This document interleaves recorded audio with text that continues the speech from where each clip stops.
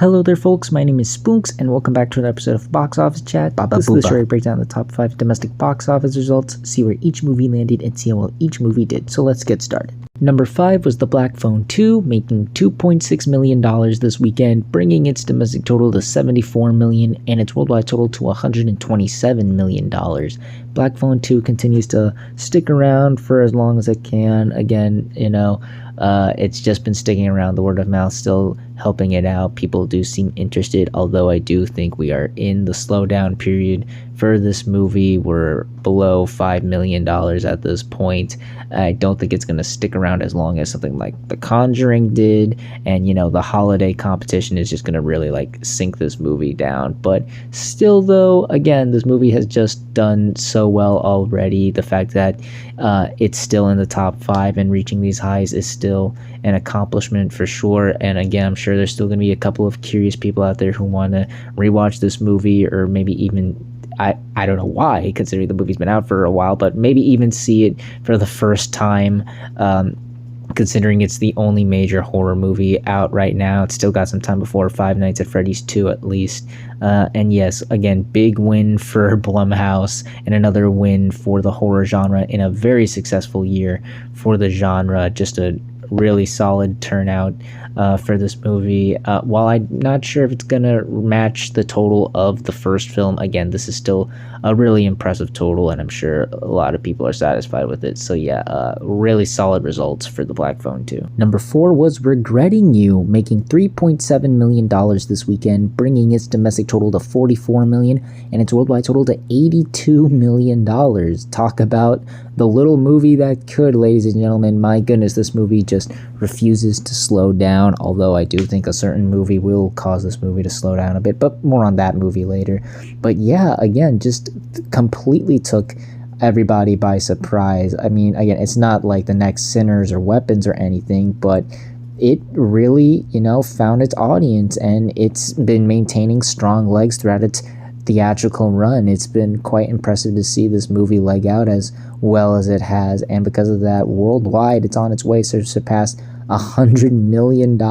I'm not sure if it'll get there. I think it'll barely get past the milestone in the next couple of weeks. Again, just a lot of competition out right now, and certainly on the horizon. But if it does manage to do so, again, it'll be a huge accomplishment, again, seeing as how this was not as well received as it ends with Us. You'd think this would be the one that stumbled, but it really turned itself around for sure. Yes, certainly one of the biggest surprises of the fall movie season for sure. Number 3 was Predator: Badlands, making $12 million this weekend, bringing its domestic total to $66 million and its worldwide total to $136 million. Yikes, Predator. It had a rough second weekend. It fell way steeper than I thought it would, given the reception and really strong opening. It dropped 68% this weekend, a really devastating drop for this movie. Again, you would hope that given how strong the reception was last week and how massive the film overperformed, you would have thought that would have maintained throughout its second weekend, but I guess not. I guess the movie was a bit more front-loaded than many were expecting, and I also think just the competition hogging up all the premium large format screens didn't add to any help either, unfortunately. Yeah, just a really big drop off. Still though, the movie is heading on the right path. Still, it's on its way to become the biggest Predator film in the franchise, and if it can keep going at the rate it's going, it should get to 200 million worldwide, which is again around the doubling point. I still think the interest is there for this movie, and I think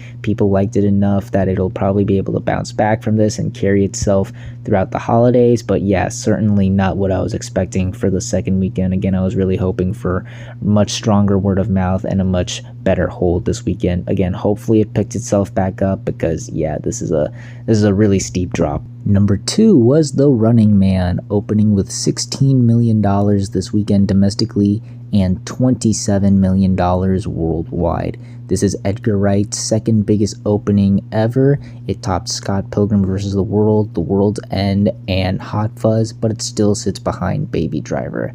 Boy, did I bet on the wrong horse last week. I thought, given the legacy of the Arnold Schwarzenegger movie, the book by Stephen King, Edgar Wright, and the star power of Glenn Powell, and the big marketing push, I thought there was just a lot that would help this movie out and, carry it to become one of the more solid openings this month, like what we saw with Predator Badlands. But unfortunately, it just didn't seem like any of that helped the movie out. Unfortunately, this was a big underperformer. I think what we saw here was the opposite of what we saw with Predator Badlands, where the reviews were strong, and once more people saw it, the word of mouth grew and the numbers went up. Reviews were relatively mixed. It's in the mid 60s last I checked on Rotten Tomatoes, and more people saw it, the less positive the word of mouth was, and so the numbers just went down, unfortunately. And yeah, it just didn't seem like there was much interest for this movie. Like I said in my review, I saw a lot of comparisons to The Fall Guy, and I can see why. I think a lot of people felt that this just looked like another generic by the numbers action movie, and I don't think a lot of people my age or around my age are too familiar with the Schwarzenegger movie, let alone the book. So I guess the name recognition didn't help either. And yeah, unfortunately, it doesn't seem like audiences who went to see the movie were big fans of it either.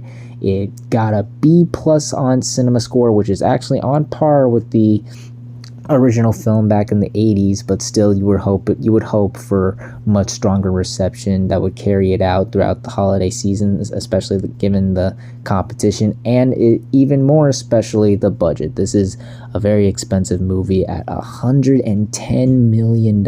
Again, this is more expensive, slightly more, but still more expensive than Predator Badlands. So yeah, definitely not a great start there. Hopefully it bounces back, but given the reception and the budget, this is gonna struggle, unfortunately. Yeah, certainly a big disappointment for The Running Man on its opening for sure. And finally, let's end the video off with the number one movie of the weekend, which was Now You See Me, Now You Don't, opening with $21 million this weekend domestically and $75 million worldwide. This is the third and lowest opening in the Now You See Me franchise, sitting behind the two predecessors.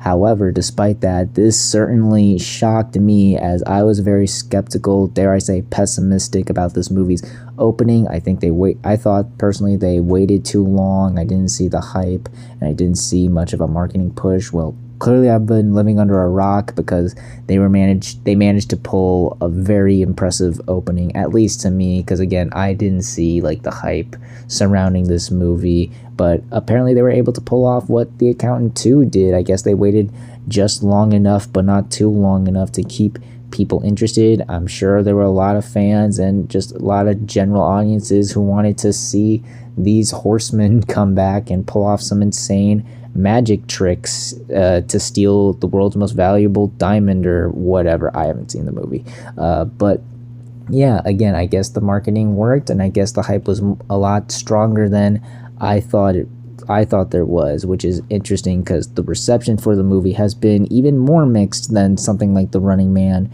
Reviews on Rotten Tomatoes are certainly a lot more polarizing. It's actually at 59%, literally just right smack dab in the middle on polarization, and audiences are also a bit mixed on it as well. It got a B+ on CinemaScore, which is actually the lowest in the franchise. The other two got A-, so that's definitely gonna be a concern going forward with this movie's projections.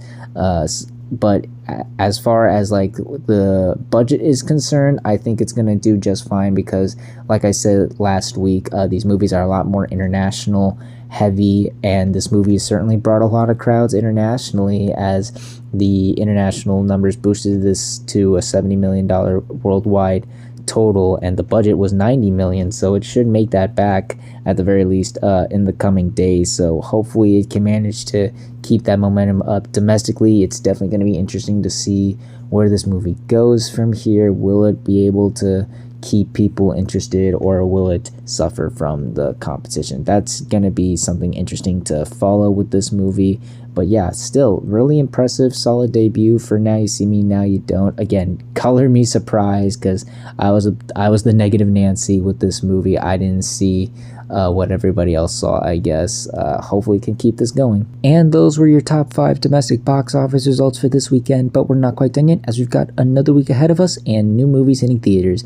And this weekend we have one new big major wide release, that film being Wicked for Good, the sequel to the beloved film adaptation of the same name, the Broadway musical. This time, this will be the epic conclusion, the second act, and I guess satisfying conclusion to the Wicked story. Now, I remember just a year ago when the first one came out and pretty much surpassed all expectations. A lot of people were concerned about the runtime, it being a musical, the fact that they were splitting it into 2 parts. Would it be able to garner an audience? Well, fortunately, it was able to, and then some. As we all know, the first one was a massive hit, and this one looks to be even bigger. The hype is through the roof with this thing. Everybody I know is excited and really hyped to go and check it out this weekend. The buzz is just electric. The marketing has been fantastic. Seen tons and tons of promos and stuff for it all across the land. This is certainly going to be one of the biggest openings of the year. Dare I say, I think it's going to challenge Minecraft for biggest opening of the year altogether, and it's going to really kick off the holiday season on a high note for sure. Just high expectations all the way through this thing. I think this is going to really deliver this weekend. But we'll see how well this movie truly does, as well as the rest of the movies that land in the top 5 on the next Box Office Chat.